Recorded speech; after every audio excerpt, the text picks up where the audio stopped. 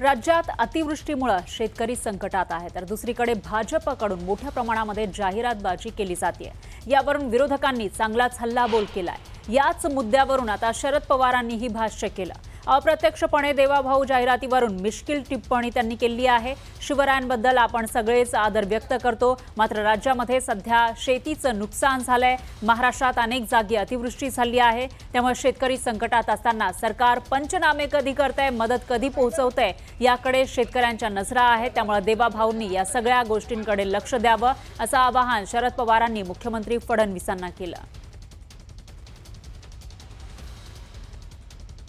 आज महाराष्ट्रात ठिकठिकाणी अतिवृष्टी आणि शेतीचं नुकसान, पिकाचं नुकसान हे दिसतंय।